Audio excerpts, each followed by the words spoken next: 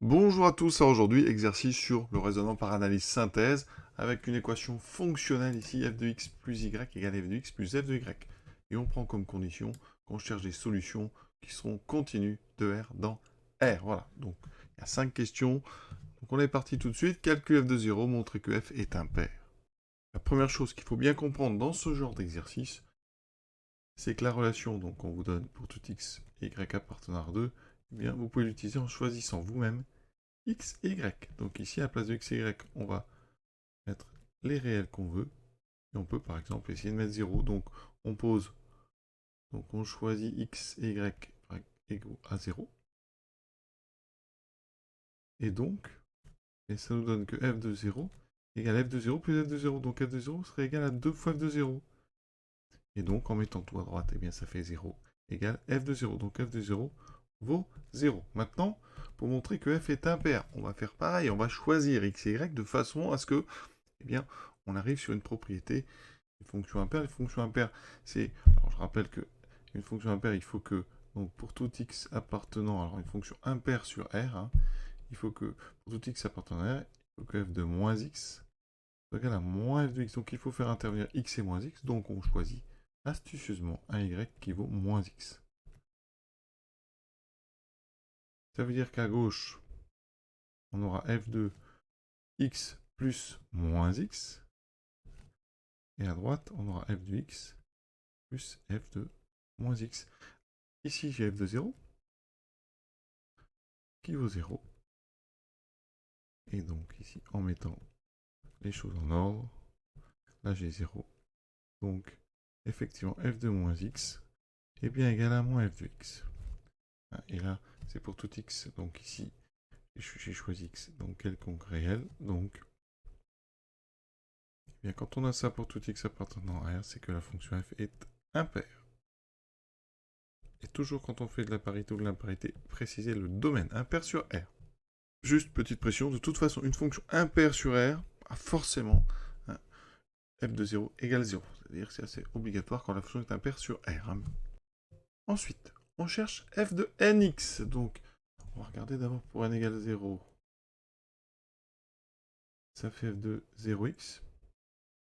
Donc ça fait f de 0, donc 0.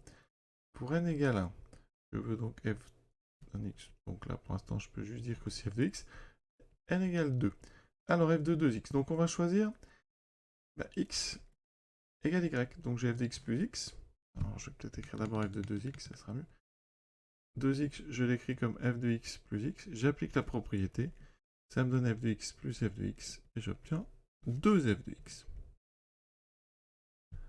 Donc là, on commence à avoir une idée que ici, le coefficient combien dans x va sortir. On peut essayer pour n égale 3. Alors comment s'y prendre? La propriété, hein, il faut une addition de deux nombres. Donc là, je vais mettre 2x plus x. On utilise la propriété. Ça fait f de 2x plus f de x. Ça fait, d'après ce qu'on vient de dire, 2f de x plus f de x. Donc ça fait 3f de x. Donc ici, on va démontrer que quel que soit x appartenant à R et quel que soit n entier naturel, eh bien f de nx, c'est n fois f de x. Donc ça, c'est l'occasion de faire une récurrence. Donc, montons par récurrence sur n cette propriété. Initialisation. Pour n égale 0, f de 0x égale f de 0, est bien égal à 0 fois f de x. Donc c'est vrai. La propriété est vraie. Hérédité. Donc, soit n appartenant à n, tel que la propriété soit vraie pour ce n. But, montrer que c'est vrai au rang suivant.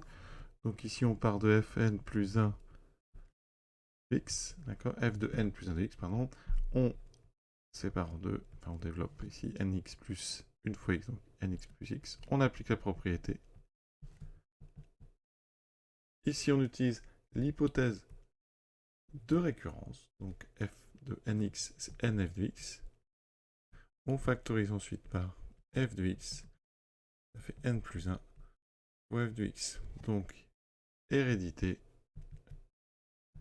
vérifier. Donc la propriété est vraie pour n égale 0, elle est héréditaire, donc elle est vraie pour tout n. Troisième question, donc ici on pose A égale f de 1, et on veut montrer que f de x est toujours égal à x, quel que soit x appartenant à l'ensemble des rationnels. Donc nous, si on regarde la question 2, qu'est-ce qu'on a montré? Donc question 2, et si j'applique ça, par exemple, pour x égale 1, j'ai donc pour tout x, enfin pour tout n, pardon, appartenant à n, quel que soit n appartenant à grand n, j'ai donc f n fois 1, donc fn égale à n fois f de 1. D'accord? Donc si on change de variable, ça veut dire que si je prends x appartenant à grand n, j'ai bien f de x égale a fois x. Ici, f de 1, je vous ai dit que c'était a, donc ici on trouve bien f de x. Eh bien, si je prends à la place de n, je prends x, j'ai bien montré que f de x était égal à donc ax. Mais ça, je l'ai montré pour des entiers naturels. D'accord? Donc, nous, il va falloir déjà qu'on passe, si on veut, par exemple, aux entiers relatifs. Donc, entier relatif, la fonction f est impaire. D'accord? Donc, ça veut dire qu'ici, f de moins x est égal à moins f de x. On l'a déjà démontré hein, pour tout x. Donc, grâce à ça, donc ici, alors c'est vrai pour tout x appartenant à R, cette relation, et nous ici, ça veut dire que pour tout x appartenant à z, eh bien on va avoir aussi f de x égale à x. Pourquoi? Si je prends x, un élément de z-, c'est un entier relatif négatif. Ça veut dire que donc, moins x appartient à z+. C'est-à-dire, z+, c'est tout simplement n. Donc, ça veut dire que je peux dire que f de moins x est bien égal à, donc f de x égale à x, donc f de moins x égale a fois moins x, et donc égal à moins a x. Oui, d'accord hein. Or, ici, f de moins x, c'est moins f de x. Le moins, je vous l'ai mis devant. Donc ici, f de x est égal à ax. Donc, ça veut dire que les deux réunis, quel que soit x appartenant à z, on a bien f de x égale a fois x. Oui, on est avancé, on avait n, maintenant on a z. Il faut maintenant passer à l'ensemble des rationnels. Donc, on va prendre soit x appartenant à q+, c'est-à-dire les rationnels positifs. Donc, il existe p et q. Alors, ici, on veut un rationnel positif, donc je vais prendre p dans z, et q, enfin dans z+, pardon, et q dans donc z plus étoile. Alors, je vous ai dit z plus n, donc ici, on va prendre dans n, n plus étoile. D'accord? On va montrer donc ça pour les rationnels, tout simplement positifs. Donc x égale p sur q. Alors, qu'est-ce qu'on va pouvoir faire? Là, il y a un petit peu d'astuce. On va tout d'abord appliquer, donc on applique la propriété 2 avec donc ici x égale 1 et n, je vais prendre p. On va voir ce que ça donne. Ça veut dire qu'ici, j'ai f de p est égal à p fois f de 1. Première chose. Maintenant, j'applique encore 2 pour x égale, alors ici, 1 sur q, je peux, hein, c'est pour tout x appartient à R, et je vais prendre n égale q. Donc, quand je remplace, ça me fait nx 1 sur q fois q, ça fera 1, et donc égal à q fois f de 1 sur q. Donc ici, j'ai f de 1 qui est égal à q fois 1 sur q. Je divise par q, qui est bien différent de 0. Donc je viens de prouver que f de 1 sur q était égal à f de 1 divisé par q. On avance. Et donc maintenant, je réapplique encore, on va me dire, les 2 pour donc n égale p et x égale 1 sur q. Alors j'ai donc f de p fois 1 sur q. Donc f de p sur q est égal à n, donc p, fois f de 1 sur q. Mais j'ai montré que f de 1 sur q, c'était f de 1 sur q. Et donc, ici, j'ai p sur q, f de 1. Donc, effectivement, f de x, ici, est bien égal à x fois f de 1, c'est-à-dire ax. D'accord? Donc, ça veut dire que, bilan, pour l'instant, pour tout x appartenant à q+, c'est-à-dire les rationnels positifs, eh bien, j'ai bien f de x qui est égal à x. Petit à petit, vous voyez, on améliore la propriété. Et maintenant, pour les rationnels négatifs, je vais utiliser, encore une fois, l'imparité de la fonction. Et vous aurez remarqué ici que cette partie-là ne m'a pas servi. C'est surtout ce qui a été décisif, c'est l'application de la propriété qu'on a démontrée en 2 pour x égale 1 sur q et n égale q. d'accord, Q étant toujours non nul. Maintenant, donc on prend soit X appartient à Q moins, donc moins X appartient à Q plus. Donc, d'après ce qu'on a montré, f de moins X est bien égal à A fois moins X. Donc par imparité, f de moins X, c'est moins f de X, qui est égal à moins X, et donc f de X est bien égal à AX. Conclusion, donc, quel que soit X rationnel, f de X égale AX. Donc, je rappelle les différentes étapes. On montre que c'est vrai pour P sur Q avec P et Q positif, avec Q différent de 0, et en étant la propriété au rationnel négatif avec l'imparité de la fonction. Vous voyez, on utilise un petit peu tout. Question 2, question 1. Donc toujours penser dans un sujet à regarder ce qui a été fait avant, et à s'en servir si possible.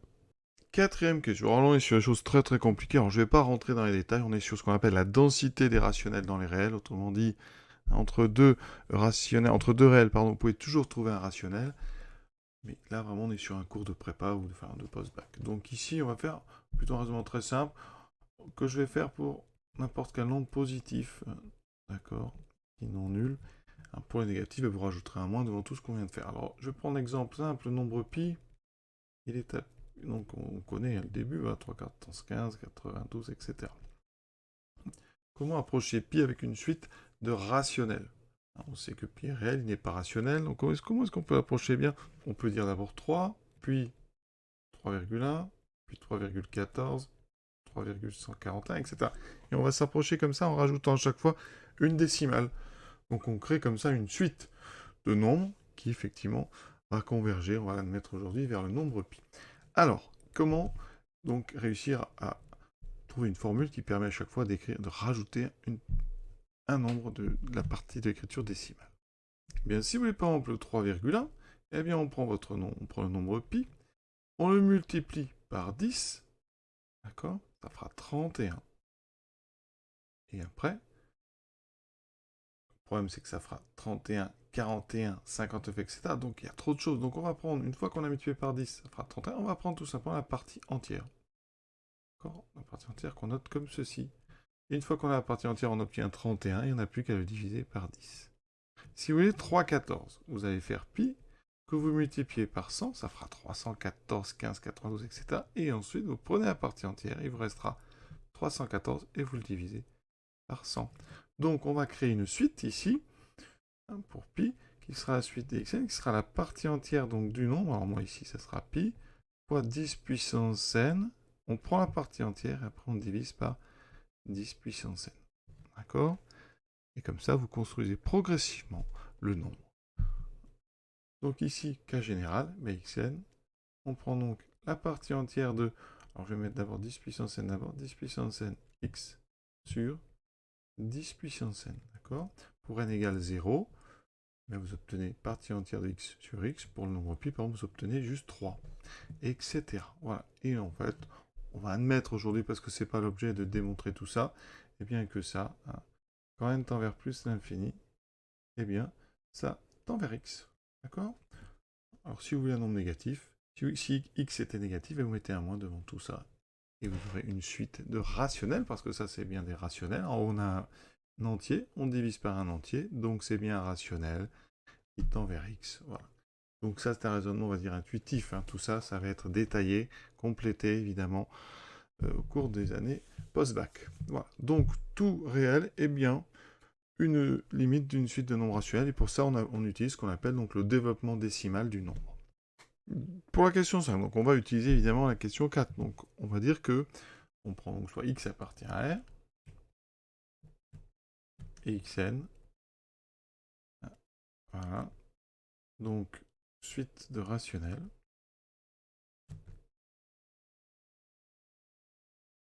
Tel que donc xn tend vers x, quand n tend vers plus l'infini. Ça, c'est donc la question 4 qui nous permet de dire ça. Maintenant, on va utiliser ce qu'on a vu à la question 3, sur tous les termes de xn. Donc, pour tout n appartenant à grand N, xn appartient donc à q. Donc, je peux appliquer la propriété 3, qui me dit que f de xn, c'est donc a fois xn, d'accord? Et c'est là qu'on va avoir besoin de passer à la limite. Alors ici, si on passe à la limite, eh bien, vous avez à l'intérieur, donc xn qui tend vers x. Du côté droit, ça tend donc vers x fois, donc vers ax. Le problème, c'est ici, c'est qu'il y a f. D'accord? Et donc vous faites tendre xn à l'intérieur de f. Donc qu'est-ce qui permet de dire que ça tend vers 2x? Eh bien, c'est là qu'on utilise une donnée qu'on n'a pas encore utilisée, qui est capitale à cet endroit-là, c'est la continuité. D'accord? La continuité, hein, elle aide au passage à la limite. F est continu sur R. D'accord? Donc, eh bien, xn tend vers x quand n tend vers plus l'infini implique que f de xn tend vers f de x quand n tend vers plus l'infini. Ça, c'est la continuité qui permet de le dire. Important, c'est pareil, c'est des chapitres qu'on travaille beaucoup dans le post-bac, on les met un peu de rigueur là-dedans, parce qu'au lycée, on passe un petit peu vite sur tout ce genre de choses. Donc ici, une fonction continue, elle permet comme ça, hein, de faire passer la limite à l'intérieur.